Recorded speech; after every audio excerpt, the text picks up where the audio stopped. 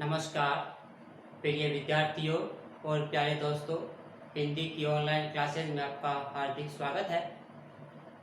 जैसा कि आपको पता है, हम आज लेके आए आपके सामने हिंदी की संपूर्ण व्याकरण, एक ऐसी व्याकरण जो आप यूट्यूब इतिहास में पहली बार विस्तार पूर्वक करेंगे, आपको विस्तार पूर्वक पढ़ने को मिलेगा। तो इसी व्याकरण की कड़ी में हम आज अपना एक टॉपिक शुरू करते हैं, संज्ञा।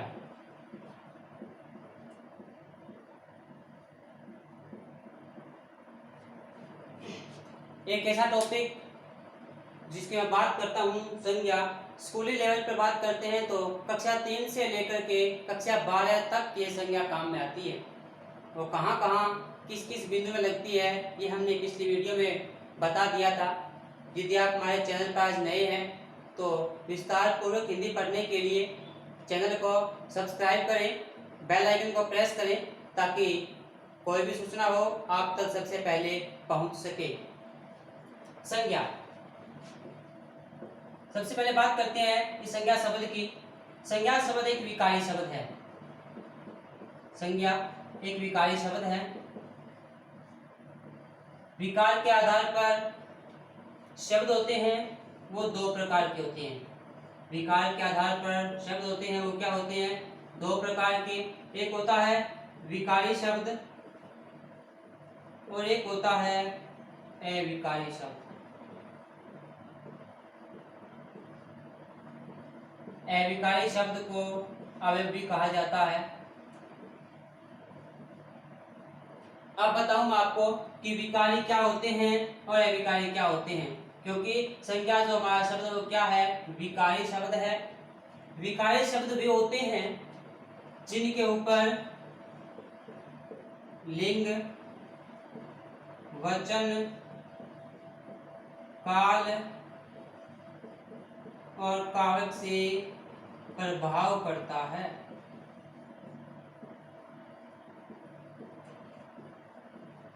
यानी विकारी वे शब्द होते हैं जिनके ऊपर लिंग, वचन, काल और कारक से प्रभाव पड़ता है। यानी ये लिंग, वचन, काल और कारक से बदल जाते हैं, इनमें परिवर्तन आ जाता है।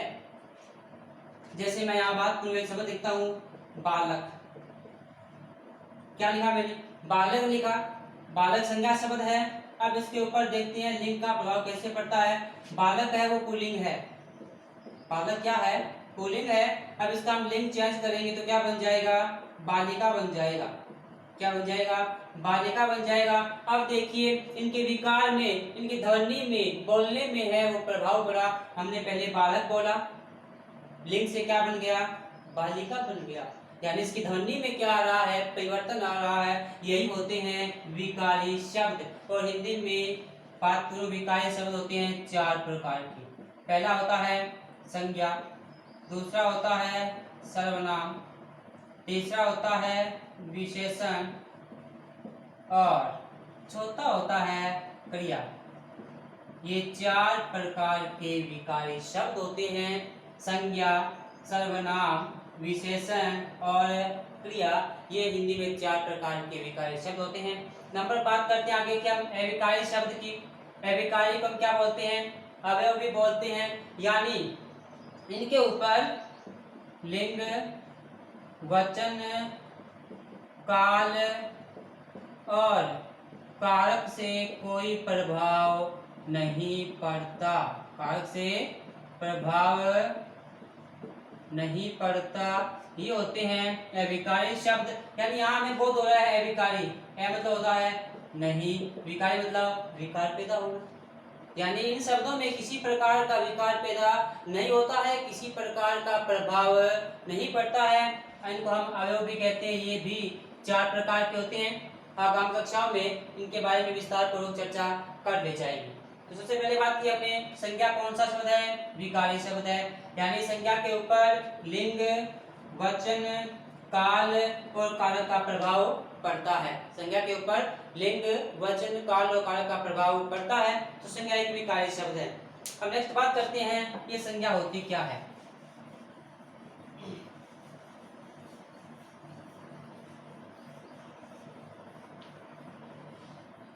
प्यारे बच्चों, आप देखते हैं आपके आसपास में अनेक वस्तुएं होती है, आपके आसपास में अनेक वस्तुएं होती है, आप अनेक स्थानों का भ्रमण करते हैं, स्थान भी होते हैं, आपके आसपास में अनेक प्रकार के व्यक्ति होते हैं, प्राणी होते हैं, जीव जंतु होते हैं, ये सब आपके आसपास होते हैं। आप लोग अक्सर देखते हैं, स्थानों के नाम देखते हैं, स्थान में आप रहते हैं, आप अनेक प्रकार की वस्तुओं का प्रयोग करते हैं, व्यक्ति आपके आसपास प्राणी होते हैं, जीव जंतु होते हैं, ये सब जो आपके आसपास होते हैं इनका अपना अपना सभी का क्या होता है, नाम होता है, अपना अपना सभी का नाम होता है,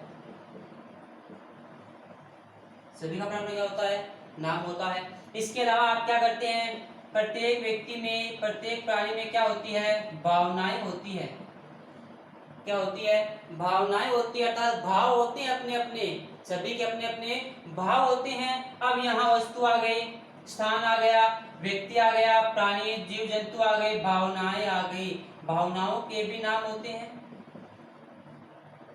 भावनाओं के नाम भी होते हैं।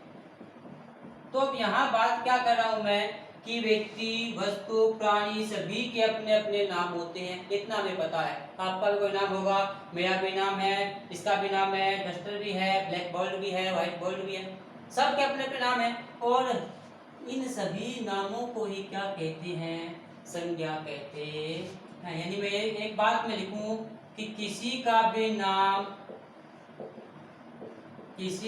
नाम क्या कहलाता है प्यारे बच्चों, संज्ञा कहलाता है। किसी का नाम क्या कहलाता है, संज्ञा कहलाता है। अब हम बात करते हैं कि संज्ञा की परिभाषा में लिखते हैं अक्सर कि किसी व्यक्ति वस्तु स्थान तथा भाव के नाम को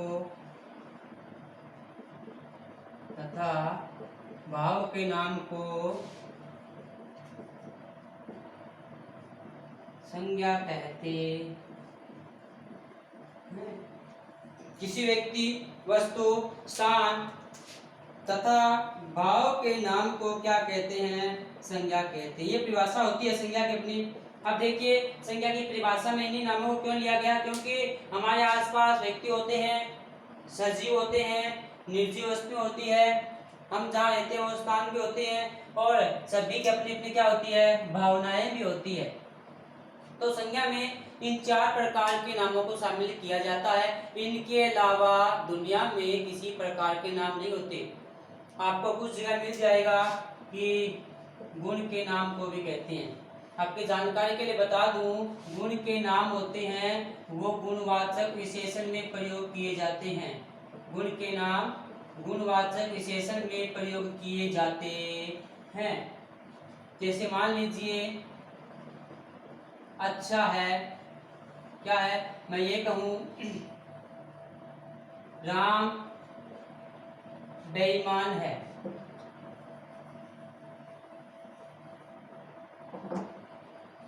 राम समझदार है। यहां लिखा मैंने राम समझदार है। अब ये समझदार है वो क्या है, गुण का नाम है।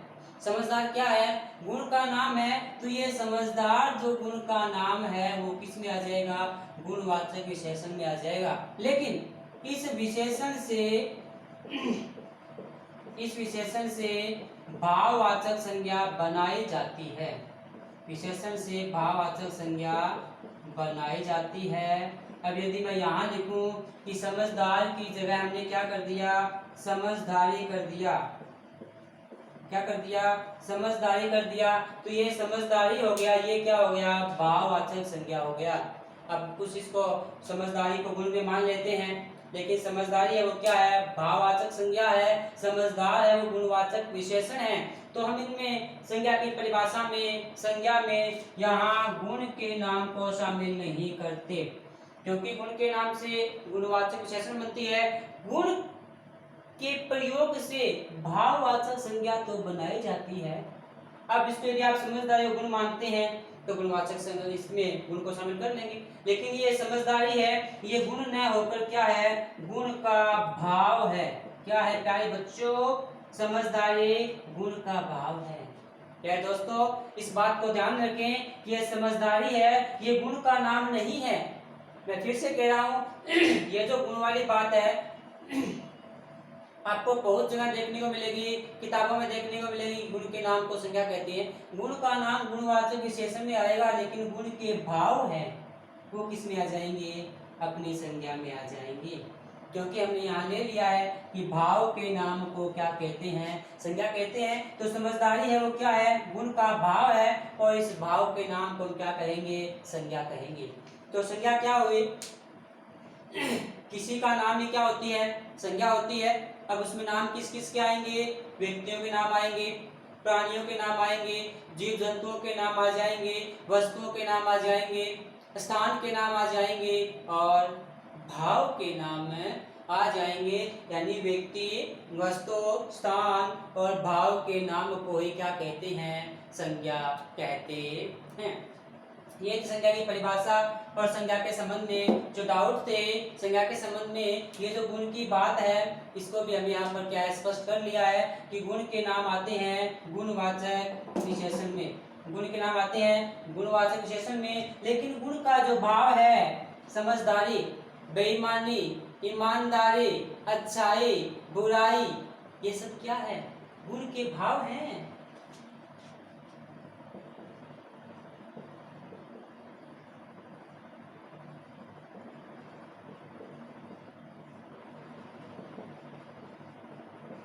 समझदारी, बेईमानी, अच्छाई, बुराई, ये सब गुणों के नाम नहीं है, ये क्या है, सब गुणों के भाव है। और हमने यह बात कर लिया पहले ही कि यदि किसी का भी भाव आएगा, किसी भाव के नाम आएगा, वो सब भाव का नाम क्या कहलाएगा, संज्ञा कहलाएगा। तो संज्ञा में हमने क्या जान लिया अब तक है, किसी व्यक्ति, वस्तु, स्थान, भाव के नाम को क्या कहते हैं, संज्ञा कहते हैं। अब हम बात करते हैं अगले प्रकार पर, संज्ञा के कितने प्रकार होते हैं।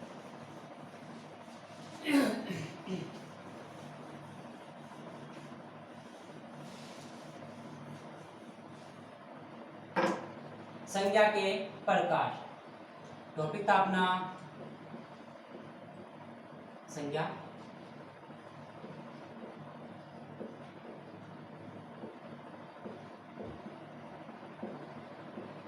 संज्ञा के प्रकार, संज्ञा के कितने प्रकार होते हैं, ये सबको पता होगा कि संज्ञा कितने प्रकार की होती है। और यहाँ पर बता दूं मैं कि हम जो संज्ञा कर रहे हैं ये पूर्ण विस्तार से कर रहे हैं, तो छोटी कक्षाओं के लेवल की संज्ञा यहाँ नहीं पढ़ रहे हम। यदि हम 8वीं क्लास के बच्चों की बात करें तो वो भी पढ़ सकते हैं, कक्षा 9th, 10th, 11th और 12th और आगे की प्रतियोगी परीक्षाओं में काम आने वाली संज्ञा पढ़ रहे हैं, विस्तार पूर्वक पढ़ रहे हैं। तो छोटे बच्चों के काम की संज्ञा नहीं है, बड़े बच्चों के लिए है, 8वीं क्लास से लेकर ऊपर तक की। संज्ञा के प्रकार सभी जानते हैं, संज्ञा कितने प्रकार की होती है, 3 प्रकार की होती है। आपके मन में आया होगा कि हम बहुत सी पुस्तकों में संज्ञा के 5 प्रकार भी पढ़ते हैं, बहुत सी किताबों में क्या दिया होता है कि संज्ञा 5 प्रकार की होती है, लेकिन अक्सर क्या होता है, संज्ञा 3 ही प्रकार की होती है। जो 2 अलग से भेद बताए जाते हैं वो अलग से प्रकार नहीं होते, वो एक संज्ञा के उपभेद होते हैं। आज देखिए संज्ञा के 3 प्रकार कौन कौन से हैं। पहला है व्यक्तिवाचक संज्ञा, उसके बाद आएगा जातिवाचक संज्ञा, उसके बाद है तीसरा भाववाचक संज्ञा। संज्ञा के 3 ही भेद होते हैं, व्यक्तिवाचक संज्ञा, जातिवाचक संज्ञा और भाववाचक संज्ञा। अब हम 2 प्रकार और पढ़ते हैं, वो कौन कौन से हैं, समूहवाचक संज्ञा और दूसरा होता है द्रव्यवाचक संज्ञा, इसको हम पदार्थवाचक भी कहते हैं। अब देखिए यदि हम बात करें कि 5 प्रकार कौन कौन से माने जाते हैं किताबों में, पहला दूसरा, तीसरा और इसको चौथा मान लेते हैं, इसको पांचवा मान लेते हैं। लेकिन होता क्या है, ये चौथा और पांचवा प्रकार नहीं होते हैं। ये दोनों जो भेद हैं वो जातिवाचक संज्ञा के उपभेद माने जाते हैं। क्या होता है, समूहवाचक और द्रव्यवाचक दोनों जो हैं वो उपभेद हैं किसके, जातिवाचक के। अर्थात यदि समूहवाचक और द्रव्यवाचक को हम कहाँ शामिल करते हैं, जातिवाचक संज्ञा में शामिल करते हैं। और जातिवाचक में शामिल करने के कारण संज्ञा के प्रकार कितने होते हैं, 3 ही होते हैं। कितने होते हैं, 3 ही होते हैं। व्यक्तिवाचक संज्ञा, जातिवाचक संज्ञा और भाववाचक संज्ञा। अब हम करते हैं इनके ऊपर अलग अलग प्रकार पर विस्तार पूर्वक चर्चा।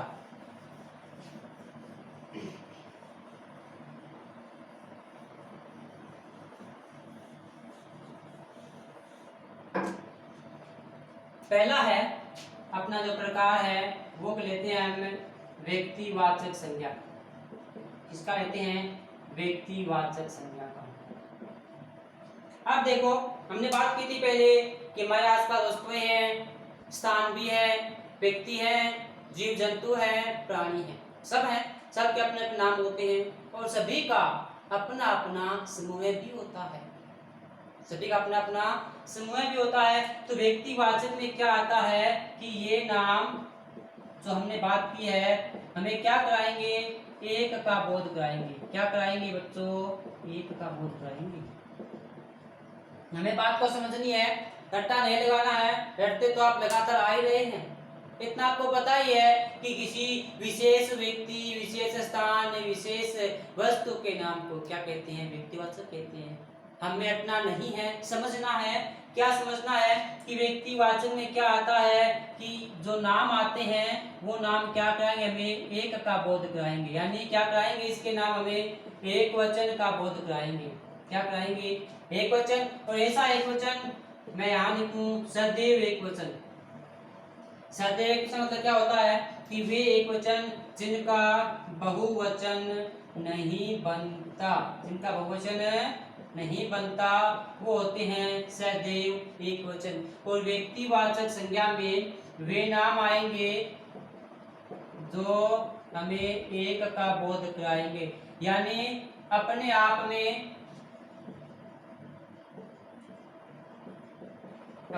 में क्या होंगे, कितने होंगे, एक ही होगा। कितना होगा, एक ही होगा। आप परिभाषा पढ़ते हैं व्यक्तिवाचक संज्ञा की, मैं भी यहाँ पर लिख देता हूं। इसमें किसी विशेष यानी इसमें किसी विशेष व्यक्ति, वस्तु, स्थान के नाम का बोध होता है।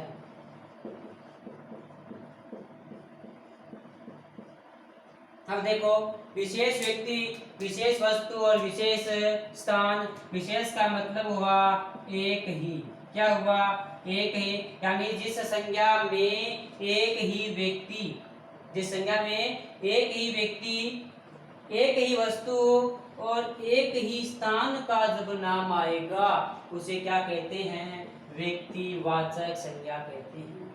एक व्यक्ति का नाम आएगा, एक ही वस्तु का नाम आएगा, एक ही स्थान का नाम आएगा। अपने आप में क्या होते हैं, सब विशेष होते हैं। यानी जो एक ही होता है, जो एक ही होता है वह अपने आप में विशेष भी होता है। और विशेष की बात आएगी तो वहां कितनों का बोध होगा, हमें एक का बोध होगा। ये बात हमें समझनी है। अपने आप में क्या होगा, वो एक ही होगा। 2 3 4 5 नहीं होंगे, उनका कोई समूह नहीं होगा, अपने आप में एक होंगे। और एक जो होगा वो क्या होगा, सदैव एक वचन होगा। क्या होगा, सदैव एक वचन ही होगा। बहुवचन का प्रयोग नहीं किया जाएगा। सदैव क्या होता है, एक वचन ही होता है। अब हम बात करते हैं कि कौन कौन से ऐसे नाम हैं जो व्यक्तिवाचक संज्ञा के अंतर्गत रखे जाते हैं।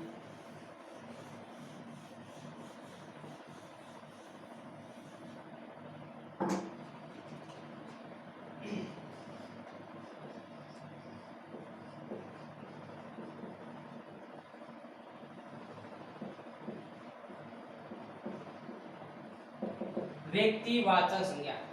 यहाँ पर मैंने पूर्ण रूप से कोशिश की है कि व्यक्तिवाचक संज्ञा में जितने भी प्रकार होते हैं लगभग सभी प्रकारों को समाहित कर आपके सामने प्रस्तुत करूंगा। फिर भी कोई भी नाम रह जाएगा तो आपको समझा हुआ है तो आप इस बात का बोध कर सकते हैं कि ये नाम हमें कितनों का बोध करवा रहा है, एक का बोध करवा रहा है। विशेष तौर पर बात करूं मैं कि एक के बोध वाली बात हमें कहाँ पर आवश्यक है, कक्षा 12 में पद परिचय लगते हैं वहां बहुत काम आएगा, क्योंकि वहां पर आपको पदों का परिचय बताना होगा और वहां ये जो आपकी समझी हुई बात है वही काम आएगी। रटी हुई बात, परिभाषा याद की हुई बिल्कुल भी काम नहीं आएगी। तो आपको समझना है कि अब इस व्यक्तिवाचक संज्ञा में हम किन किन के नामों को समाहित करते हैं। पहली बात करूं मैं स्त्री पुरुषों के नाम। जितने भी किसी भी प्रकार के स्त्री और पुरुषों के नाम हैं वो सारे के सारे कहाँ आ जाएंगे, इसमें शामिल कर लिए जाएंगे। जैसे आ जाएगा सोहन, गोपाल, राधा, सावित्री। ये जो नाम है व्यक्तियों के नाम है, महिलाओं के नाम है, ये सारे सारे कहाँ आएंगे, व्यक्तिवाचक संज्ञा में आएंगे। क्यों आएंगे? क्योंकि अपने आप में ये एक है, अपने आप में क्या है, एक है, अपने आप में क्या है, ये विशेष है, सदैव एकवचन है, इनके बहुवचन कभी नहीं बनाए जाते। और यदि अपने आप में एक है तो वो किस में आ जाएगा, व्यक्तिवाचक में आ जाएगा। नंबर 2 बात करूं मैं देवी देवताओं के नाम।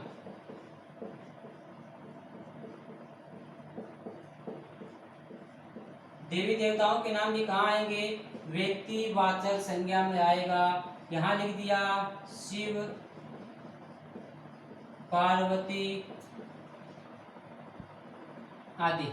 हम जरा लंबा नहीं करेंगे, हम इनको समझना है। हमें अधिक नाम लिखने से कुछ नहीं होगा, हमें एक दो नाम से समझ में आ जाएगा कि जितने भी देवी देवता है, देवी देवताओं के सारों के नाम किस में आएंगे, व्यक्तिवाचक संज्ञा में आएंगे। उसके बाद बात कर लेता हूं मैं दिनों के नामों की।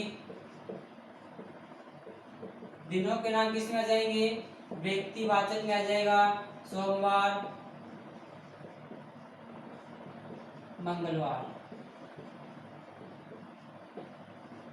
उसके बाद है देशों के नाम आ जाएंगे। जितने प्रकार के विश्व में देश हैं सबके नाम यहाँ लिखे जाएंगे। भारत, श्रीलंका आदि जितने भी देश हैं। उसके बाद आ जाएंगे राज्यों के नाम।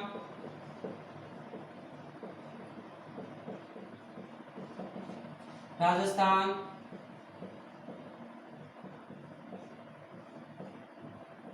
हरियाणा आदि। अब यहाँ देखें ये जो नाम मैं यहाँ लिख रहा हूँ आपको बता रहे हैं, ये नाम अपने आप में क्या है, एक है। अपने आप में क्या है, एक है, और एक का बोध करवा रहे हैं, तभी इसको हम क्या कहते हैं, व्यक्तिवाचक संज्ञा कहते हैं। आगे लिख लेते हैं झीलों के नाम।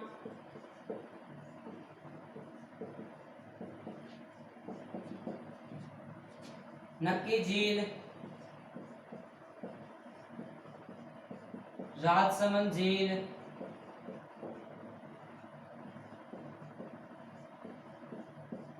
सागर और महासागरों के नाम भी आ जाएंगे।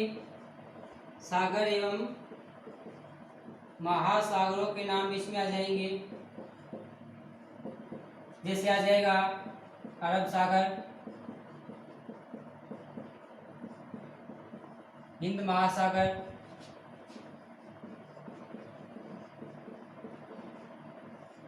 अरब सागर, हिंद महासागर। कोई खाड़ी है, बंगाल की खाड़ी है, ये सब भी किसमें आ जाएंगे, व्यक्तिवाचक संज्ञा में आ जाएंगे। उसके बाद हम बात करते हैं अनेक प्रकार के नाम देखते हैं दरवाजों के नाम।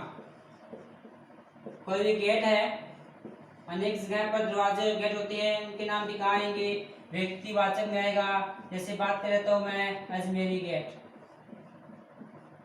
अजमेरी गेट आता है, नागौरी गेट आता है, ये सब किस में आ जाएंगे, व्यक्तिवाचक संज्ञा में आ जाएंगे। उसके बाद कोई युद्ध आ गया, युद्धों के नाम भी आ जाएंगे। बक्सर का युद्ध,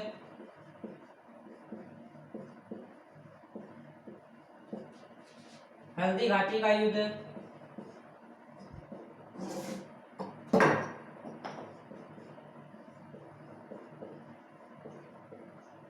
ये जो है बक्सर का युद्ध है, हल्दी घाटी का युद्ध है, ये सब भी किस में आ जाएंगे, व्यक्तिवाचक संज्ञा में आ जाएंगे।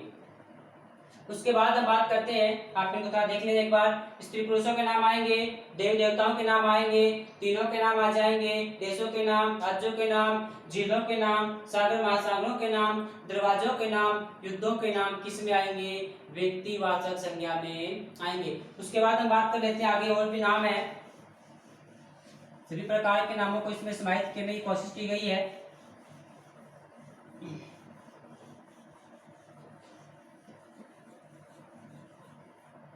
नेक्स्ट है हमारा सरकारी योजनाओं के नाम।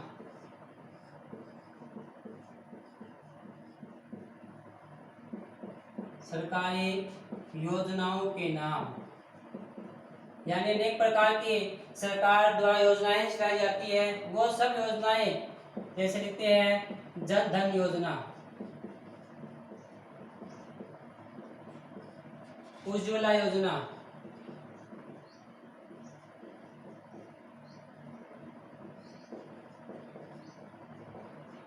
ये सब क्या है, योजनाओं के नाम है। और जैसे भी आती है व्यक्तिवाचक संज्ञा में। भाषाओं के नाम भी किसमें आ जाएंगे, भाषाओं के नाम भी आएंगे व्यक्तिवाचक संज्ञा में। अपनी हिंदी हो गई, मराठी हो गई, नेपाली, ये जो भाषाएं हैं, भाषाओं के नाम भी कहाँ आते हैं, व्यक्तिवाचक संज्ञा में समाहित किए जाते हैं। अब देखो स्थान के नाम आ जाएंगे, स्थान में लेते हैं गांव के नाम, गांव,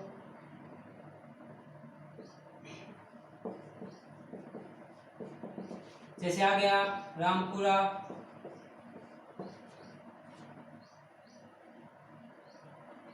केहर वाला, ये सब क्या है, गांव के नाम है। अब देखो जिलों के नाम भी किसमें आ जाएंगे, इसमें आ जाएंगे, जिले के नाम आ जाएंगे हनुमानगढ़, गंगानगर,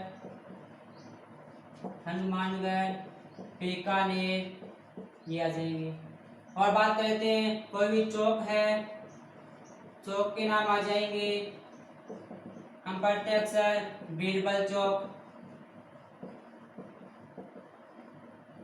चांदनी चौक, ठीक है। उसके बाद देता हूं मैं दिशाओं के नाम भी आ जाएंगे, पूर्व, पश्चिम। अब देखो अनेक प्रकार के नाम भी बचते हैं, बहुत लंबा हो गया लेकिन फिर भी हम दो चार नाम और बचे हैं कर लेते हैं। पहाड़ों के नाम आ जाएंगे, पहाड़ों के नाम आ जाएंगे इसमें, जैसे आता है अरावली पर्वत, हिमालय, ये सब किसमें आ जाएंगे, व्यक्तिवाचक में आ जाएंगे। और लेते हैं बात हम समाचार पत्रों के नाम आ जाएंगे, समाचार पत्रों के नाम, नदियों के नाम आ जाएंगे। तो ये सब जो नाम थे, ये सब नाम किस में आएंगे बच्चों, व्यक्तिवाचक संज्ञा में आएंगे। फिर से कह रहा हूं मैं, ये नाम हमने लिखे हैं, ये लगभग सभी नाम समाहित कर लिए गए हैं, व्यक्तियों के नाम, वस्तुओं के नाम, स्थानों के नाम हमने कर लिया। अब देखें ये सब अपने आप में क्या है, एक है। हिंदी क्या है भाई, एक भाषा है, एक है हिंदी। मराठी क्या है, एक है। अपने आप में क्या है, ये सब विशेष है। यही हमने बात की थी पहले कि एक का नाम आएगा, विशेष का नाम आएगा, वो सब किस में आएंगे, व्यक्तिवाचक संज्ञा में आएंगे। वो सब किस में आएंगे, व्यक्तिवाचक संज्ञा में आएंगे। तो ये था व्यक्तिवाचक संज्ञा। अब हम आगे बात करते हैं जातिवाचक संज्ञा। अब देखो व्यक्तिवाचक और भी बच जाता है, जैसे कोई त्योहार है गया, त्योहारों के नाम भी कहाँ आएंगे, व्यक्तिवाचक में आएंगे। होली है, दीपावली है, गणगौर है, ये सब त्योहारों के नाम है, ये भी किसमें आएंगे, व्यक्तिवाचक संज्ञा में आएंगे। उसके बाद हम बात करते हैं नंबर 2 की, जातिवाचक संज्ञा। इसके बाद करते हैं जातिवाचक संज्ञा की। अब देखो हमें जातिवाचक के नाम से ही बोध हो रहा होगा, जातिवाचक के नाम से ही बोध हो रहा होगा कि ये क्या करवा रहा है, ये हमें जाति का बोध करवाएगा। क्या करवाएगा? जाति का बोध करवाएगा। मैं ये कहूँ ये हमें क्या करवाएगा? समूह का बोध करवाएगा, ये हमें वर्ग का बोध करवाएगा। कौन है? जातिवाचक संज्ञा। क्या करवाएगा? हमें जाति का बोध करवाएगा, हमें क्या करवाएगा? वर्ग का बोध करवाएगा, हमें क्या करवाएगा? समूह का बोध करवाएगा जातिवाचक संज्ञा में। व्यक्तिवाचक में तो क्या था? एक ही व्यक्ति विशेष का बोध हमें हो रहा था, लेकिन जातिवाचक में क्या होगा? एक व्यक्ति विशेष का बोध न होकर हमें पूरी जाति का बोध होगा, और वही होता है जातिवाचक संज्ञा।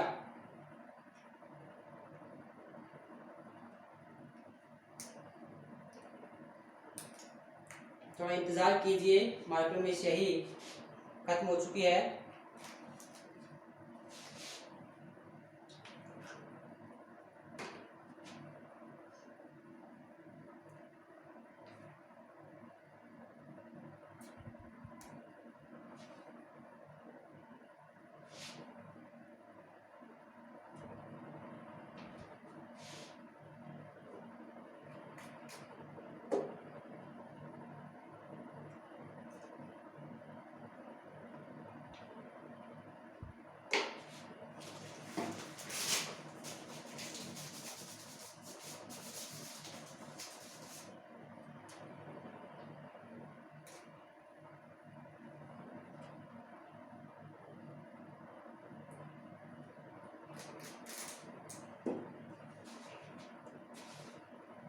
चलो, एक खत्म हो गई थी।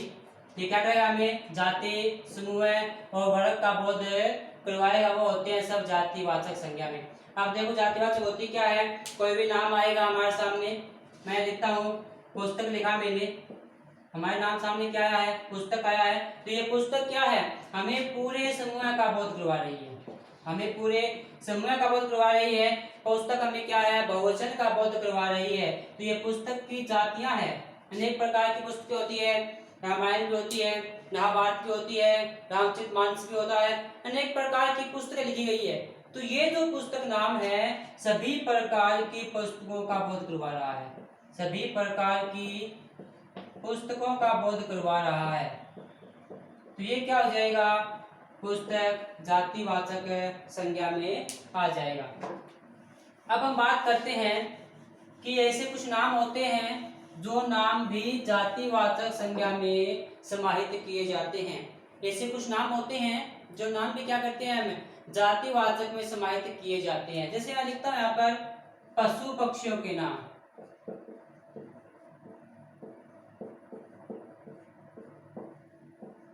पशु पक्षियों के नाम किस में समाहित किए जाएंगे? जातिवाचक में समाहित किए जाएंगे।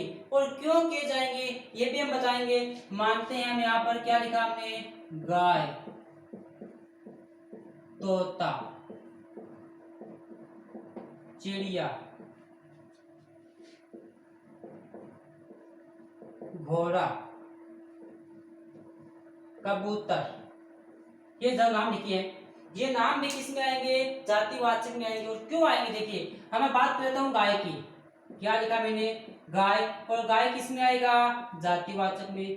क्यों आएगा? क्योंकि ये जो गाय नाम है ये हमें सभी प्रकार की गायों का बोध करवा रहा है, सभी प्रकार की जितनी भी गाय है हमारे सामने उनका क्या करवा रहा है? ये बोध करवा रहा है। अब गाय में क्या होते हैं? अनेक प्रकार भी होते हैं। अनेक प्रकार होने के कारण क्या हुआ? ये गाय किस में आएगा? जातिवाचक में आएगा। अब अनेक प्रकार कैसे? अब यहाँ गाय लिखा, हमारे दिमाग में क्या आया? सभी प्रकार की गायों के नाम आए। क्या आए? सभी प्रकार की गायों के नाम या गायों की प्रजाति आई हमारे दिमाग में। अब देखो यहाँ पर राठी गाय भी होती है ना, थारपारकर भी होता है, हम कई बार देसी गाय भी बोलते हैं। तो ये क्या है? ये गाय की प्रजाति है। और गाय की प्रजाति होने के कारण ये गाय नाम किस में आ जाएगा? जातिवाचक में आ जाएगा, क्योंकि ये जो गाय नाम है हमें सभी प्रकार की जितनी भी गाय हैं सभी प्रकार की गायों का बोध करवा रहा है, गायों के अनेक प्रजातियों का बोध करवा रहा है। ये गाय नाम हमें क्या कर रहा है? गाय के समूह का बोध करवा रहा है, इसी कारण क्या आ जाएगा? गाय नाम भी जातिवाचक में। इसी प्रकार तोता है, तोता नाम भी हमें क्या करवा रहा है? तोतों की अनेक प्रजातियां होती है उनका बोध करवा रहा है। घोड़ा, कबूतर, चिड़िया, ये सब क्या कर रहे हैं? इन सब के नाम हैं वो किस में आएंगे? जातिवाचक में आएंगे, क्योंकि ये हमें क्या कर रहे हैं? समूह का बोध करवा रहे हैं, ये हमें जाति का बोध करवा रहे हैं, इस कारण ये किस में आएंगे? जातिवाचक में आएंगे। उसके बाद है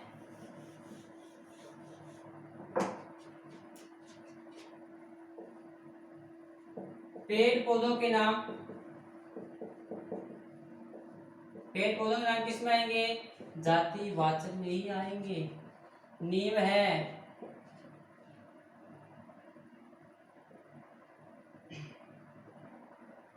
खेजड़ी है, ये सब किस में आएंगे? जातिवाचक में आएंगे, क्योंकि ये सब क्या है? हमें अनेक प्रकार के नीम की वैरायटी, प्रजाति, खेजड़ी की प्रजाति का बोध करवा रहे हैं। फूल और फलों के नाम किस में आएंगे? जातिवाचक में आएंगे। किस में आएंगे? जातिवाचक में। मैंने यहाँ लिखा आम, लिखा अमरूद, लिखा, ये सब किस में आ जाएंगे? जातिवाचक में आएंगे। और एक बात करते हैं, शरीर के अंगों के नाम। शरीर के अंगों के नाम भी कहाँ आएंगे? जातिवाचक में आएंगे। जैसे नाक, कान, गला, ये सब क्या है? जाति है, समूह है। अब देखिए मैं बात कर लेता हूँ कि कान का समूह कैसा हुआ? कान तो एक ही प्रकार का होता होगा? नहीं, कान अनेक प्रकार के होते हैं। कान है अनेक प्रकार के होते हैं। व्यक्ति का कान अलग हो जाएगा, पशुओं के कान अलग हो जाएंगे। तो ये कान नाम है, ये क्या करवा रहा है हमें? ये समूह का बोध करवा रहा है। कान है वो क्या करवा रहा है? समूह का बोध करवा रहा है। व्यक्तियों के कान अलग होते हैं, पशुओं के कान अलग होते हैं और सभी के कान होते हैं। तो ये जो कान है, ये जो शरीर के अंगों के नाम है जितने भी प्रकार के, ये सारे के सारे कहाँ आते हैं? जातिवाचक में आते हैं। कहाँ आते हैं? जातिवाचक में आते हैं। और दैनिक उपभोग में जो वस्तुएं होती है, वस्तुओं के नाम कहाँ आते हैं? जातिवाचक में आता है। मैंने लिखा मेज। अब देखो मेज है, पंखा है, ये सब किस में आएंगे? जातिवाचक में, क्योंकि मेज है इनके अनेक प्रकार होती हैं, पंखे के अनेक प्रकार होते हैं। ये नाम जो हमें क्या कर रहे हैं भाई? समूह का बोध करवा रहे हैं। और समूह का बोध हमें याद रखना है, किस में आएगा? जातिवाचक में आएगा। समूह का बोध कहाँ आएगा? जातिवाचक में आएगा। उसके बाद देख लेते हैं आपदाओं के नाम। आपदाओं के नाम कहाँ आते हैं? आपदाओं के नाम भी किस में आएंगे? जातिवाचक में आएंगे। आंधी, तूफान, चक्रवात, आंधी, तूफान, चक्रवात किस में आएंगे? जातिवाचक में। क्यों आएंगे? क्योंकि ये हमें क्या करवा रहे हैं? समूह का बोध करवा रहे हैं, जाति का बोध करवा रहे हैं, तो आ जाएंगे जातिवाचक संज्ञा में। उसके बाद है आपसी पारिवारिक रिश्तों के नाम आ जाएंगे। पारिवारिक रिश्तों के नाम आ जाएंगे भाई, बहन आदि, दादा दादी। ये देखो भाई है वो हमें समूह का बोध करवा रहा है ना? भाई एक समूह है, बहुत से भाई होते हैं, अनेक प्रकार की जाति है, अनेक प्रकार के भाई है, ये पूरा का पूरा समूह है, ये समूह का बोध करवा रहा है हमें। तो ये क्या इसमें आ जाएगा? जातिवाचक में आ जाएगा। उसके बाद अनेक प्रकार की जातियां होती है, समूह होते हैं। मैं आज तक लिखूं नाम मैंने लिखा था पहले, देश लिखा मैंने। अब आप तुलना कीजिए, जो ये देश है ये क्या करवा रहा है हमें? ये देश है किसका बोध करवा रहा है हमें? ये देश समूह का बोध करवा रहा है। क्या करवा रहा है?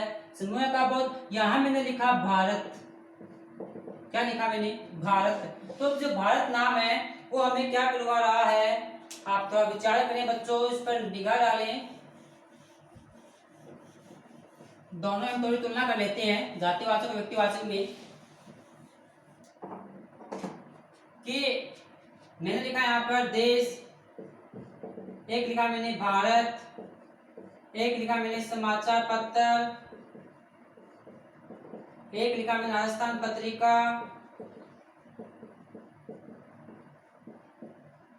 राजस्थान पत्रिका, एक लिखा मैंने नदी, एक लिखा मैंने गंगा। ये देखिए, एक लिख दिया मैंने बालक, एक लिखा मैंने श्याम। आप दोनों में तुलना कीजिए। हम कर रहे हैं व्यक्तिवाचक और जातिवाचक में थोड़ा सा डिफरेंस कर रहे हैं ताकि आपके बात अच्छी तरीके से समझ में आ जाए। अब देखो बालक है, ये बालक क्या कर रहा है, हमें समूह का बोध करवा रहा है। सभी प्रकार के जितने भी बालक हैं, बालकों की जातियां प्रजाति जो भी बालक हैं सबका समूह का बोध करवा रहा है। ये श्याम हमें क्या करवा रहा है, श्याम हमें एक का बोध करवा रहा है। क्या करवा रहा है, श्याम हमें एक का बोध करवा रहा है। देश हमें क्या करवा रहा है, समूह का बोध। भारत हमें क्या करवा रहा है, एक का बोध। समाचार पत्र क्या करवा रहे हैं, समूह का बोध। राजस्थान पत्रिका क्या करवा रहा है, एक का बोध। नदी क्या करवा रही है, समूह का बोध। गंगा, एक का। तो अब आपके पास समझ में आ चुकी होगी कि जो समूह का बोध करवाएगा, जो जाति का बोध करवाएगा, वो सब किस में आ जाएंगे, जातिवाचक में आ जाएंगे। और जो हमें एक का बोध करवाएगा वो किस में आ जाएंगे,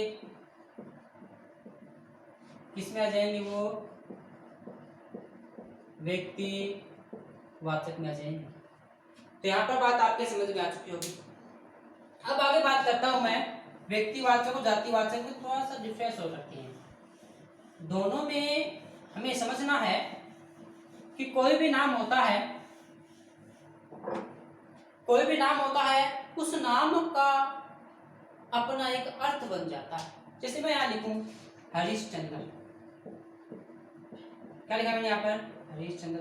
वैसे हरिश्चंद्र क्या हो गया, एक व्यक्ति का नाम है। किसका नाम, हरिश्चंद्र, व्यक्ति का नाम है। तो किस में आ जाएगा, व्यक्तिवाचक में आ जाएगा। लेकिन हम लोग क्या करते हैं, हरिश्चंद्र का अर्थ है वो किस में लेते हैं, सत्यता में लेते हैं। किस में लेते हैं, सत्यवादी में लेते हैं। हमें यदि हरिश्चंद्र का यहाँ प्रयोग करते हैं तो किसका क्या लेते हैं, अर्थ लेते हैं। क्या लेते हैं, हम इसका सत्यवादी में लेते हैं।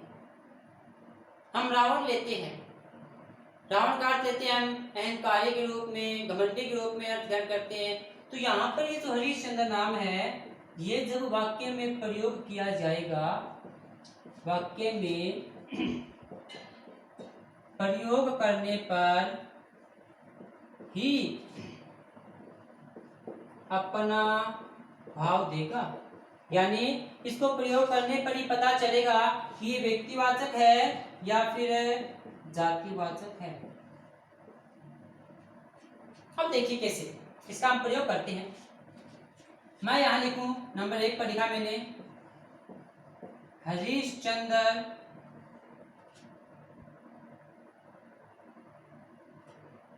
खेलता है, हरिश्चंद्र खेलता है, ठीक है। नंबर 2 लिया मैंने, बड़े हरिश्चंद्र बनते हो, बड़े हरिश्चंद्र बनते हो। अब आप देखिए, दिमाग लगाकर समझनी है बात को। ऐसी बातें आपको पहली बार पढ़ने को मिल रही है। मैं ये कहूँ कक्षा में भी ऐसी बातें बहुत कम बताई जाती है, लेकिन आपको YouTube इतिहास में, ऑनलाइन कक्षा में ऐसी बातें पढ़ने को मिल रही है। तो ध्यान से देखें, यहाँ देखें हरिश्चंद्र खेल रहा है, हरिश्चंद्र खेलता है, तो ये किसी बालक का नाम है, ये किसी बालक का नाम है। तो बालक का नाम आने का क्या होगा, हरिश्चंद्र किस में आ जाएगा, व्यक्तिवाचक में। अब यहाँ देखें नंबर 2 में, बड़े हरिश्चंद्र बनते हो। अब यहाँ हरिश्चंद्र किसी का नाम नहीं है, यहाँ हरिश्चंद्र का अर्थ है सत्यवादी। क्या अर्थ है यहाँ पर हरिश्चंद्र का, सत्यवादी है। क्या अर्थ है? सत्यवादी अर्थ है। तो यहाँ पर जो सत्यवादी है ये हमें क्या करा रहा है? समूह का बोध करा रहा है। क्या करा रहा है? समूह का बोध करवा रहा है। जितने भी सत्य बोलने वाले हैं, जितने भी सत्य बोलने वाले हैं, सभी के लिए हरिश्चंद्र का प्रयोग किया जाता है। जितने भी सत्य बोलने वाले हैं सभी के लिए हरिश्चंद्र का प्रयोग किया जाता है। तो यहाँ हरिश्चंद्र वो किसका बोध करा रहा है? हमें एक समूह का बोध करा रहा है। क्या करा रहा है? एक समूह का बोध करा रहा है। और समूह के बोध कराने के कारण ही हरिश्चंद्र नाम है वो किसमें आ जाएगा? जातिवाचक में आ जाएगा। इस बात को और स्पष्ट करते हैं। हमारे पास उदाहरणों की कोई कमी नहीं है, जितने चाहे उदाहरण ले सकते हैं आप लोग। यदि कोई बात समझ में नहीं आए तो आप कमेंट बॉक्स में डाल दीजिएगा और वहां से हम कमेंट को पढ़ करके अगली कक्षा में जो आपके बात समझ में नहीं आई उसको एक बार दोबारा से समझा दिया जाएगा। अब यहाँ देखते हैं, एक बात लिखते हैं हम। राम ने रावण को मारा, ठीक है। उसके बाद लिखते हैं, बाद लिखता हूं,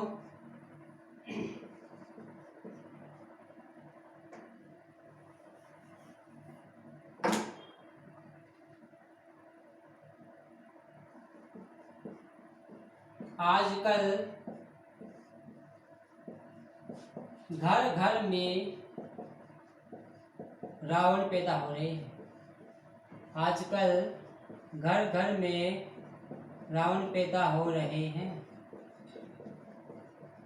अब देखिए, यहाँ एक रावण नाम आया है, यहाँ भी रावण नाम आया है। बात को समझनी है। यहाँ भी क्या आया है? रावण आया है। यहाँ भी क्या आया है? रावण आया है। यानी ये रावण तो है जिसका भगवान श्री राम ने वध किया था। तो ये रावण तो अपने आप में क्या हुआ? एक हुआ। क्या हुआ? एक हुआ। अपने आप में क्या हुआ? ये रावण तो विशेष हुआ। लेकिन नंबर 2 एग्जाम्पल में देखिएगा, आजकल घर घर में रावण पैदा हो रहे हैं। आजकल घर घर में रावण पैदा हो रहे हैं। तो यहाँ जो रावण है इसका अर्थ अहंकारी,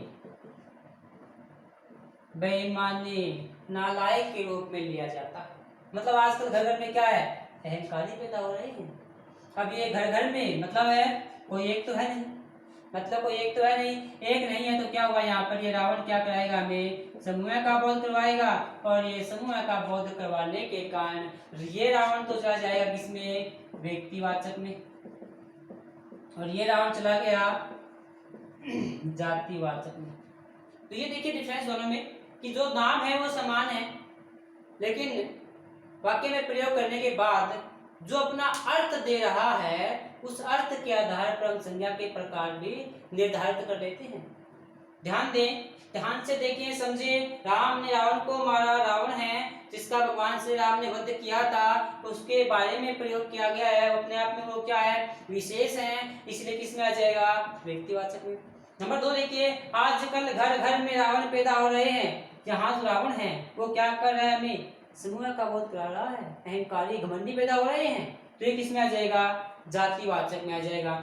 और देख लेते हैं, दोनों में तुलना कर लेते हैं।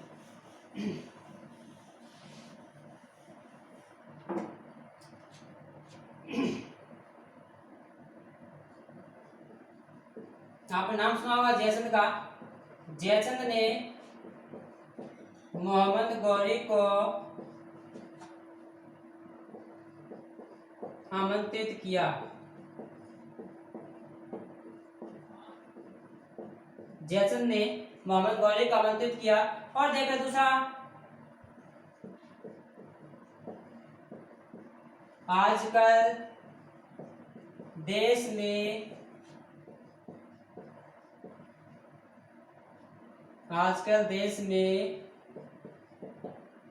जयचंदों की कमी नहीं है। आजकल देश में जयचंदों की कमी नहीं है। अब देखें, यहाँ पर भी क्या लिखा मैंने? जयचंद। यहाँ पर क्या हुआ? जयचंद। अब आप लोगों को पता चल गया होगा किसमें व्यक्तिवाचक है और किसमें जातिवाचक है। यहाँ जयचंद का प्रयोग अपने आप में विशेष के रूप में किया गया है। जो पृथ्वीराज चौहान के मौसेरे भाई थे जयचंद, उनके बारे में प्रयोग किया जा रहा है, जिन्होंने मोहम्मद गौरी को आमंत्रित किया था। ये क्या अपने आप में विशेष हो गया। विशेष होने के कारण ये किस में आ जाएगा, व्यक्तिवाचक में आ जाएगा। ये देखो यहाँ जयचंद का प्रयोग जयचंद के रूप में नहीं किया गया है, धोखेबाज के रूप में किया गया है।